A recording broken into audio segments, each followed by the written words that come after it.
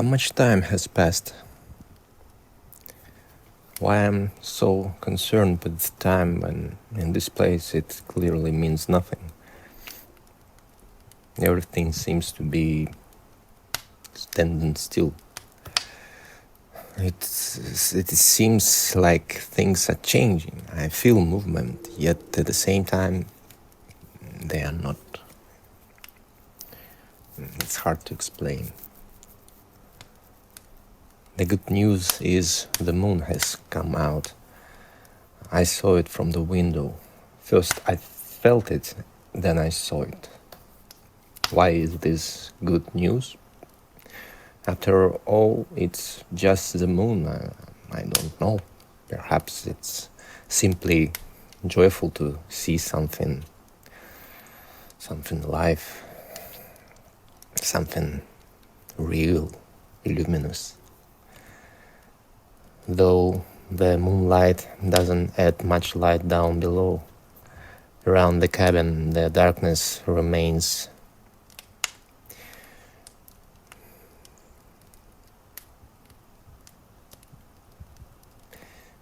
Around the cabin the darkness remains impenetrable. In theory, the moonlight should have illuminated something, but no, I see nothing. I peered through the windows, I looked through the keyhole again after peeling back the tape. It was frightening to peek out the door. I have to press so close to it. I kept imagining that from the other side another eye might suddenly appear like in the movies, but nothing like that happened. I have to cope with my fears. I have to overcome them. Fear binds me even more than the darkness around me. If I want to survive, if I want to get out of here, I must not be afraid to act. This is an important thing to understand. Perhaps at some point I will need to step outside the cabin or do something else that I will be terrified to do.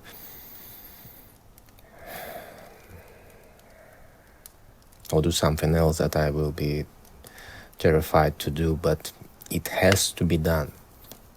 I must not give in to fear, including in the search for truth, for the facts.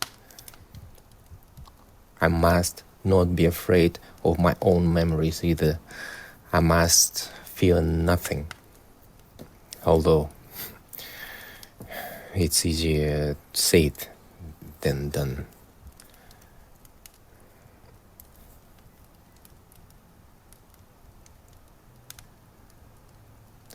On the practical side, a small problem has surfaced.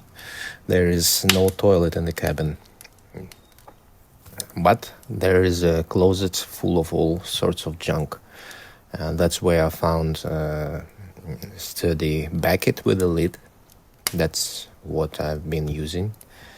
And I locked the closet. Later, when the bucket is full, I'll have to empty it somehow. Pouring it straight out of the window will be safe, but I don't want to have to look at my own excrement afterward and breathe it in. So there is a reason I will eventually have to step outside the cabin, even if only for a short while. It will be amusing if I get dragged off by one of those creatures that constantly roam nearby and fly above the trees while I'm emptying my own excrement. I wouldn't want to die like that. Though, am I even certain I'm still alive? Thoughts have already visited me that perhaps I'm dead and have ended up somewhere like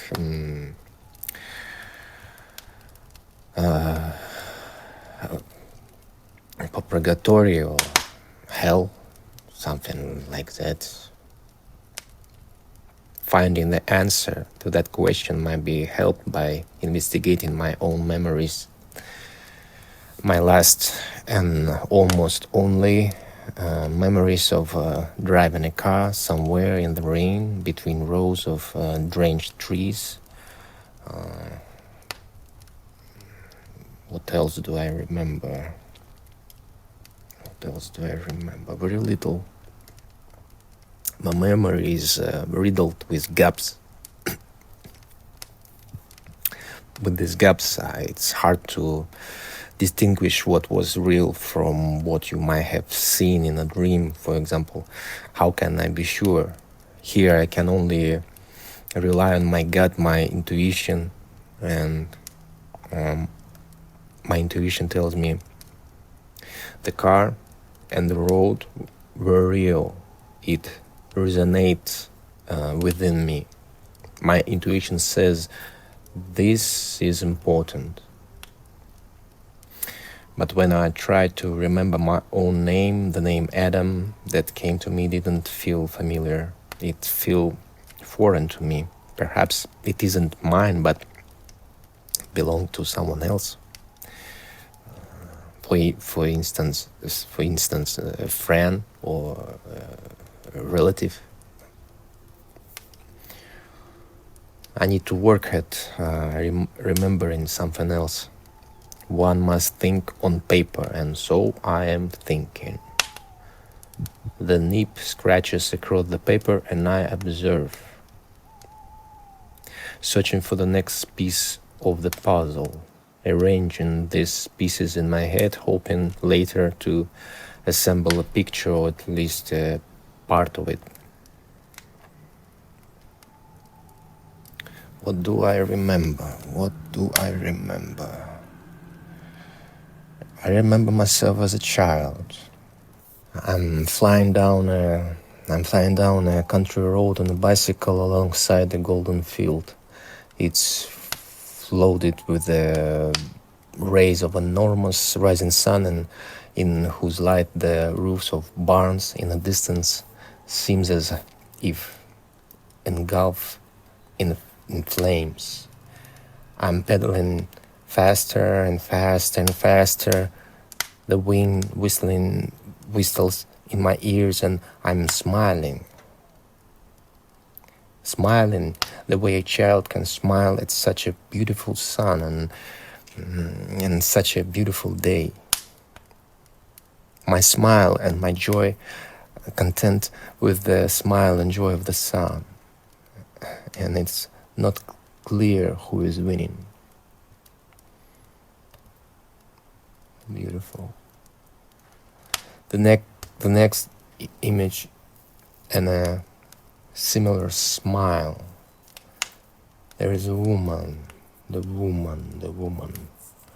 woman I think is real, but her smile is definitely my own fabrication. I feel it. It's what I would want to see. It's what I may have dreamed of. I walk into the house. The woman turns around, and her eyes light up with happiness. And that very smile appears on her lips. She's glad to see me. That's why that smile lights up her face, a smile that could melt even stone and make any day, even the greatest one, sunny.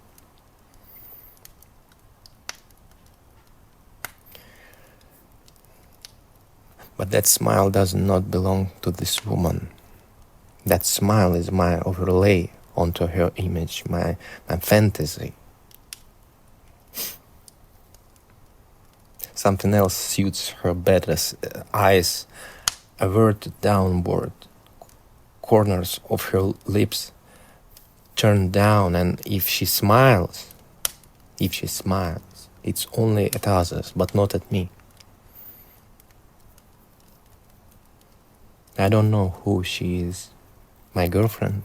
Wife? Quite possible.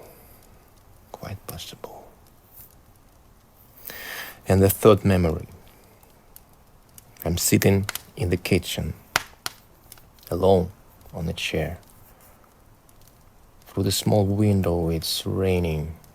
The wind hurls drops against the glass. A vase of flowers stands before the window. Before me is a sink. The dishes are washed. I washed them. My hands are still damp. I'm sitting alone and I know that no one is around and no one will come.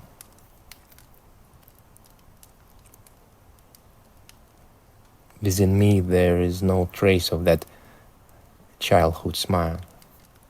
I'm light years away from it. Years away. I have lost that smile. And that woman has lost it. And everyone has lost it. Only darkness remains around. A perfect mirror of the darkness that surrounds me now. And only the moon overhead gives some kind of hope, even if the light of the moon never reaches the earth.